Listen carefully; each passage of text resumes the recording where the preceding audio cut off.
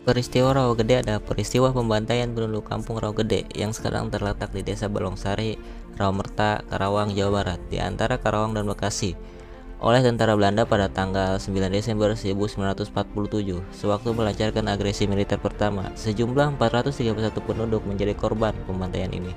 Ketika tentara Belanda menyerbu Bekasi, ribuan rakyat mengungsi ke arah Karawang. Pertempuran kemudian berkobar di daerah antara Karawang dan Bekasi, mengakibatkan jatuhnya ratusan korban jiwa di kalangan sipil. Pada tanggal 4 Oktober 1948, tentara Belanda melancarkan pembersihan. Dalam peristiwa ini, 35 orang penduduk Rawagede dibunuh tanpa alasan jelas.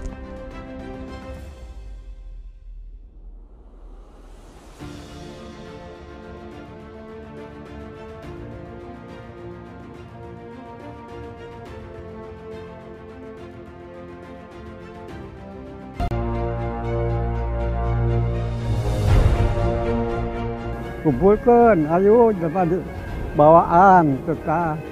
Langkah saya 20 orang, tadi baris gennya, sekarang greded. Sekitar 130.000 tentara Belanda dikirim ke Indonesia. Dalam operasinya di daerah Karawang, tentara Belanda memburu Kapten Lukas Kustario, komandan Kompi yang berkali-kali berhasil menyerang patroli dan pos-pos militer Belanda. Di wilayah Rawagede juga berkeliaran laskar, bukan hanya pejuang Indonesia, namun juga gerombolan pengacau dan perampok.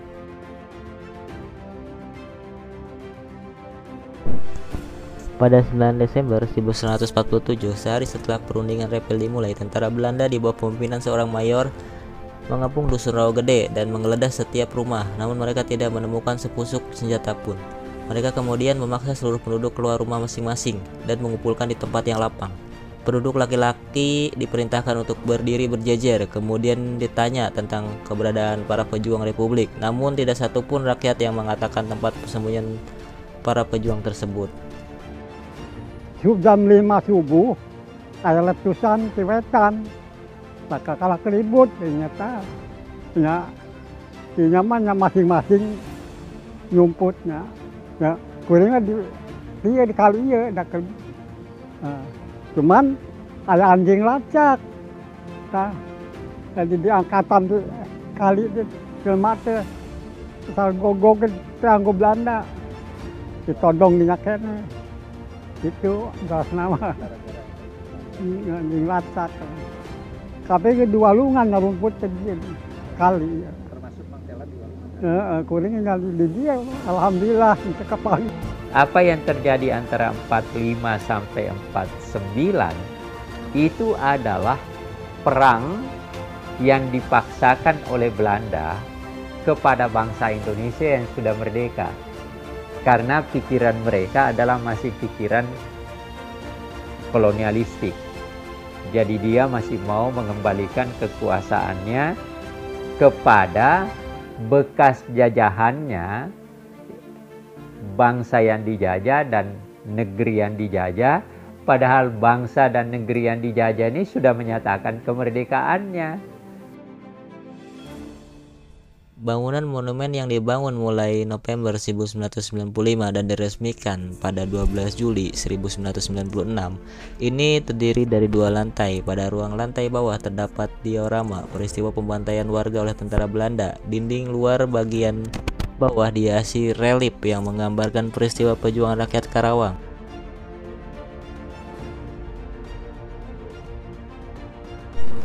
Khusus panel bagian belakang relief menggambarkan perjuangan rakyat Karawang di daerah Rawagede saat mempertaruhkan nyawa demi tegaknya kemerdekaan.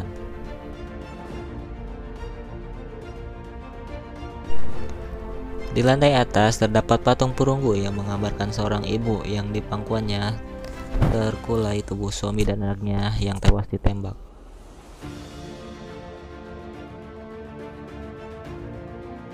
Di belakang panel tersebut terdapat stela yang diisi penggalan puisi antara Karawang Bekasi karya Hairil Anwar. Bangunan monumen melambangkan proklamasi kemerdekaan Republik Indonesia.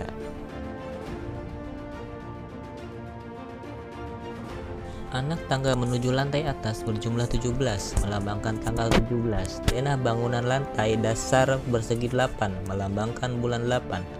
Puncak bagian berbentuk piramid yang terbagi 4 setinggi 5 meter melambangkan 1945.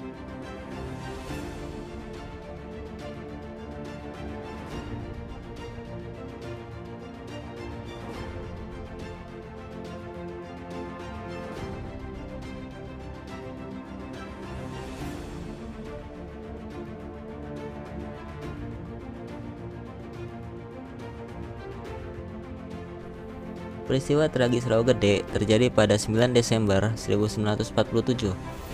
Dimulai ketika pukul 4 subuh. Ketika itu, di saat hujan turun dengan lebatnya, militer Belanda melakukan penggeledahan ke rumah-rumah penduduk.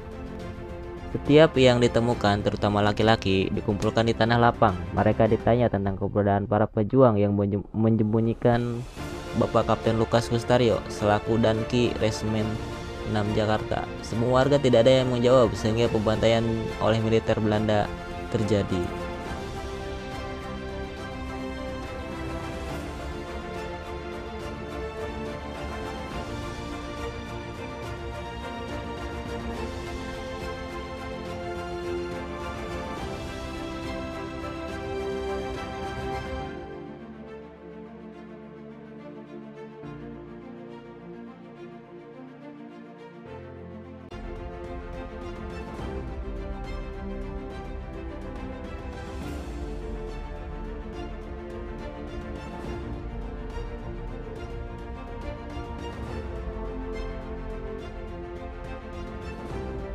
Tujuh janda korban pembantaian, 1 anak perempuan korban, dan seorang laki-laki lantas menggugat pemerintah Belanda atas kejadian pada tahun 1947 itu. Jaksa pemerintah Belanda berpendapat tuntutan mereka kadaluarsa. Namun pengadilan Den Haag pada 14 September 2012 mengatakan pemerintah Belanda bersalah dan harus bertanggung jawab. Pemerintah Belanda diperintahkan untuk membayar kompensasi bagi korban dan keluarganya. Kompensasi berupa sejumlah uang masing-masing 1 miliar rupiah.